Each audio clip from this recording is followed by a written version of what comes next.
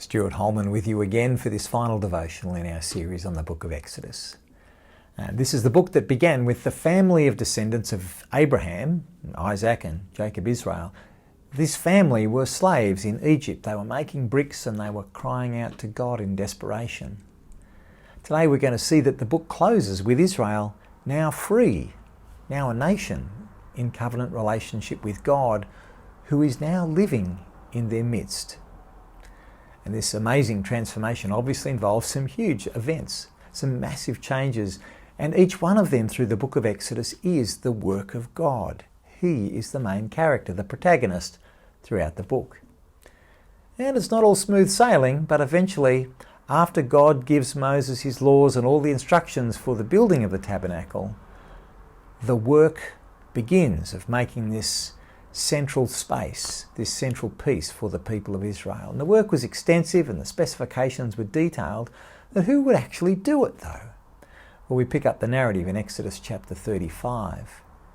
Then Moses said to the Israelites, "See, the Lord has chosen Bezalel, son of Uri, son of Hur, of the tribe of Judah, and he has filled him with the Spirit of God, with wisdom, with understanding, with knowledge, and with all kinds of skills, to make artistic designs for the work in gold, silver and bronze, to cut and to set stones, to work in wood and to engage in all kinds of artistic crafts. And he has given both him and Oholiab, son of Hamasach, of the tribe of Dan, the ability to teach others. He's filled them with skill to do all kinds of work, as engravers, designers, embroiderers in blue, purple and scarlet yarn and fine linen, and weavers, all of them skilled workers and designers." What's interesting here is that God chooses to have people build his home away from heaven. No doubt he could have miraculously provided his own dwelling, but instead he commissions Bezalel to do the job for him. Now, although the worship of God is never to be confused by representations of his person, his people are never to make an idol or anything that was supposed to symbolize God. God does, however, employ artists, craftspeople and skilled makers to apply all of their creative talents to this task of tabernacle temple building. Creativity is a God-given gift and it is rightly used in his service. So if you've got creative talents, if you have skill in design, in the making of things with excellence, you have a role to play in the community of God. We need you to give expression to these gifts. Our worship can be enhanced by them. Bezalel, we notice, is described as having been filled by the Spirit of God. And so also wisdom, understanding, knowledge and skill so that he can do the job. So far as I can tell, Bezalel is the first person in the Bible to be described as filled with the Holy Spirit. And just like every one of those who are later described in this same way, Bezalel is filled with the Spirit, not for his personal satisfaction or enjoyment, but in order to carry out the ministry to which God has called him. Notice also that all of Bezalel's wisdom and skill is also to be passed on. Along with Oholiab, he is commissioned to teach others. These special abilities are to be shared and multiplied. So we notice how this principle of training and raising up others to take over from ourselves is even embedded into God's instructions to build the tabernacle and its contents. I take it, therefore, that we should be thinking in the same way about whatever ministries we're involved in. We don't let it end with us. We intentionally pass it on to those we've recruited and raised up to replace ourselves. And so, Bezalel and Oholiab are ready to go. But there's a slight problem with the raw materials that Moses had asked the people to donate. Now, the list of raw materials was pretty extensive. Gold, silver and bronze, blue, purple and scarlet yarn and fine linen, goat's hair, ram's skins dyed red, acacia wood, olive oil, spices, onyx stones, and other gems. The problem was that the people donated too much. So in Exodus 36 we read, "Then Moses gave an order and sent this word throughout the camp. No man or woman is to make anything else as an offering for the sanctuary." And so the people were restrained from bringing more, because what they already had was more than enough to do all the work. Now, next time there's a shout out for donations, I look forward to having to restrain people to stop them from donating more. Just saying. Anyway, supplied with everything needed, Bezalel and Aholiab get to work. Meanwhile, though, there are some other preparations that must be made. Moses' brother Aaron and his family are to be prepared and trained as a priesthood to serve within this tabernacle.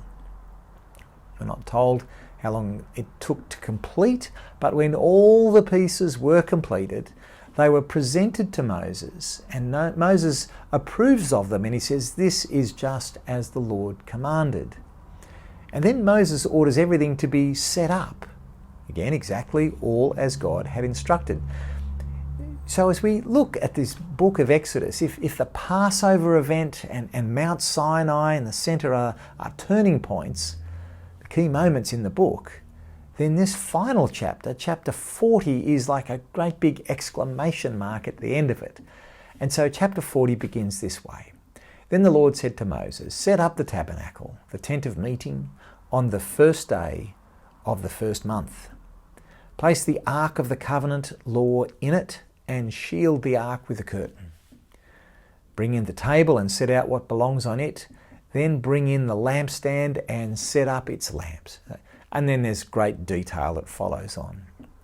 And finally, with all of the elements in place, it's time to put the people in place to operate the tabernacle. And so in verse 12, God says, "Bring Aaron and his sons to the entrance to the tent of meeting and wash them with water. Then dress Aaron in the sacred garments, anoint him and consecrate him so that he may serve me as priest." And so climactically, after chapters and chapters of detail and repetition, which I've conveniently skipped over here, but feeling this building tension and expectation, we get to verse 33. "And so Moses finished the work.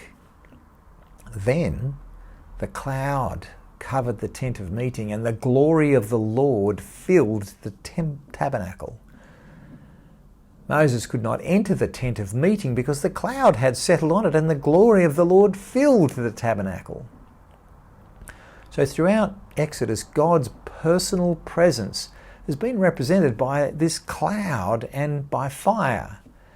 The cloud led the people through the desert through the day, and a pillar of fire was there by night. The thick, dark cloud descended on top of Mount Sinai, wherein Moses met with God. So this cloud over the tabernacle now, it's not an ordinary cumulus or nimbostratus cloud. It's the expression of the glory of God.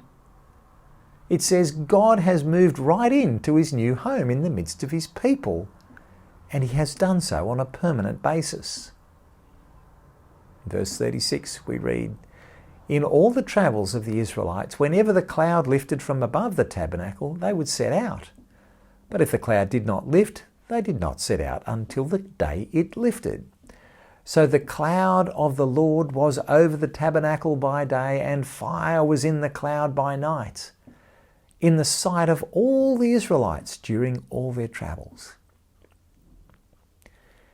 Now, you know, much has transpired in between that day, those times of the Exodus. But you know, God once again has moved into his temple, his home, permanently amongst his people.